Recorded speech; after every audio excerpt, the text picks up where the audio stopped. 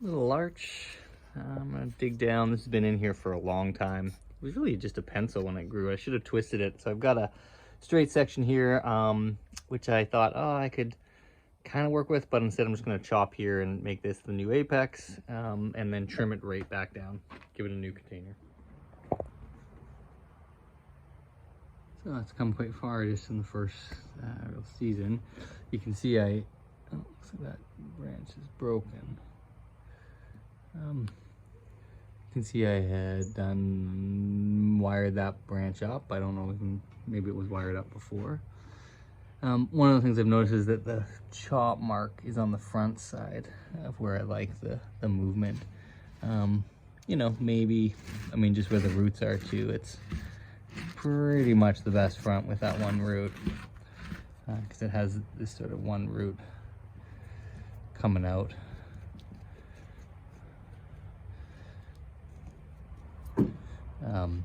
It's kind of hidden by the moss, but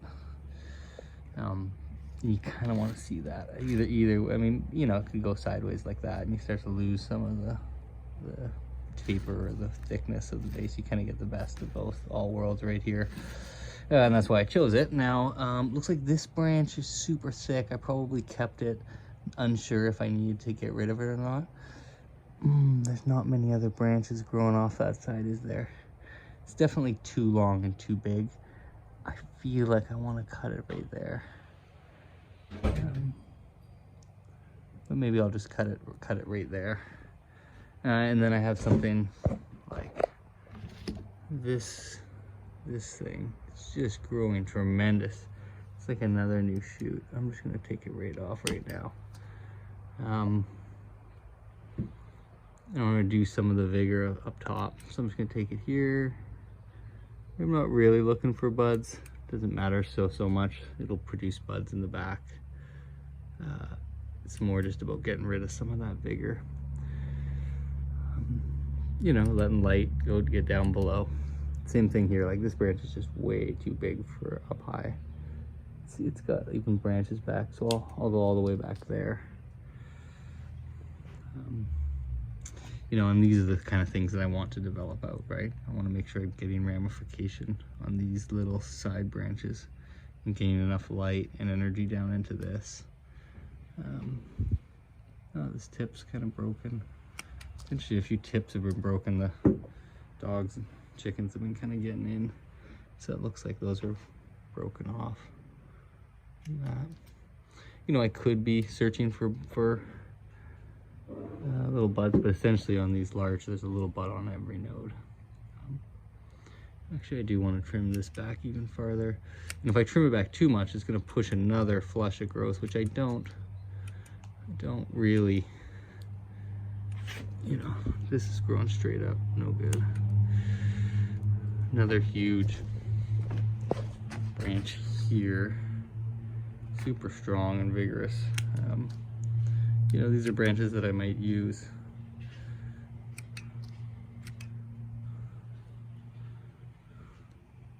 It's pretty cluttered down here.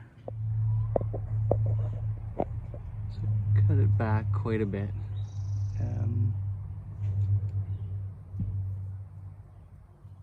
Yeah, and then I did get more strategic and cut back to some existing nodes, because really where I cut back, it's probably going to split.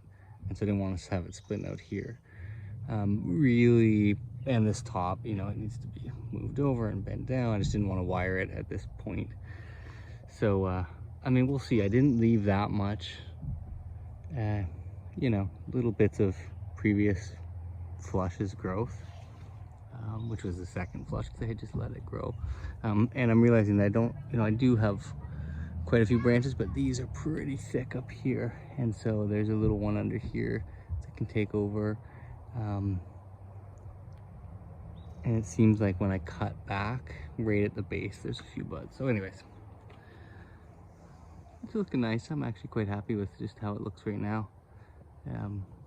But yeah, it's really about next year, spring's development and next year. Subalpine fir. It's looking really good. Did its first styling, lots of nice new buds popping out. a little bit wary of this branch down here. It's weak, it's slightly different color. There are some buds at the tips of these, but out here I don't think there are any, so it's quite likely this will die back, which is unfortunate because this is my sort of branch that keeps the tree in.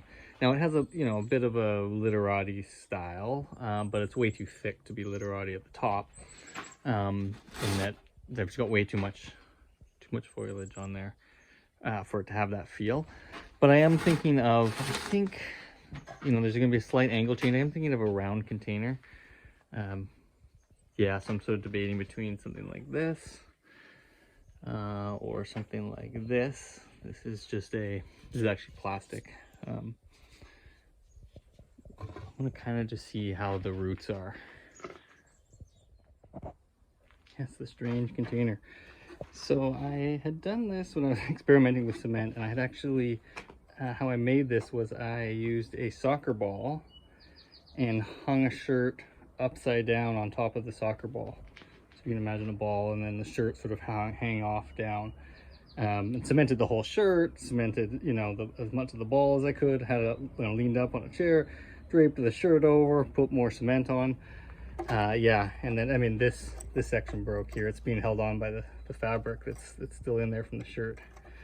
But yeah, I wasn't sure, you know, what to do with it, and so I thrown that one tree in there, but clearly not the best fit. I think something, you know, that could maybe show this like a waterfall, something really small, and it make it almost look more landscape. And then I what do you call that, cemented this base onto it and have a hole going right through the center. But yeah, I'm not sure what to do with that.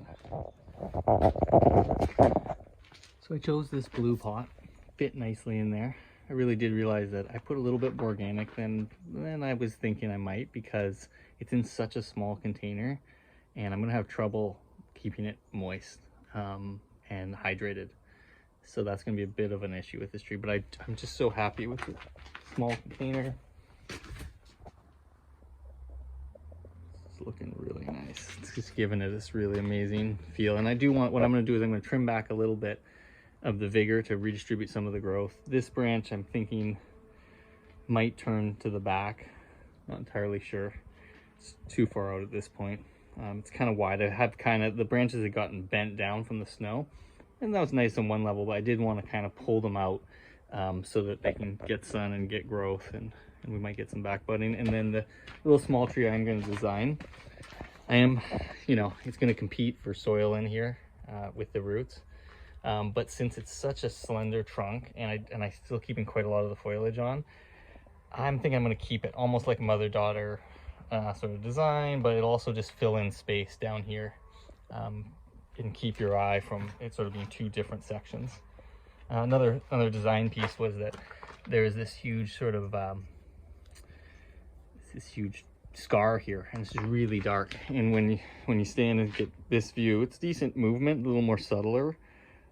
Your eye just gets drawn to that quite a bit, and it gets torn a bit. So, and you know, as far as pot container choice, you know, blue, you'd think, oh, I need something with like a deciduous with like really nice color to offset it. Imagine some white flowers, or well, anything, even the fall colors. And so this, you know, it's not like a glazed sort of ornate pot for a sort of a conifer, not usual, but you know, because it's a little more delicate, it adds to that,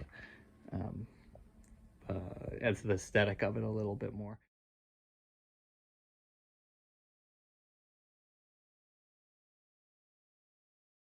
The other thing is, you know, having it leaned over, it's off the apex is off the side of the pot, outside the perimeter of the pot, but doesn't move tons. But there's this little feel that goes back and kind of invites you in.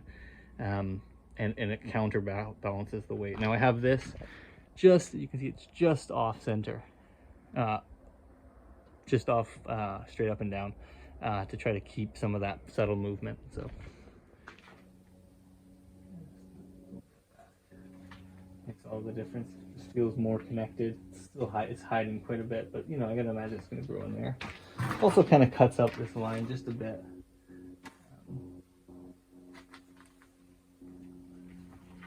So nice to have a back branch, really connecting this and this. It still kind of feels separate, but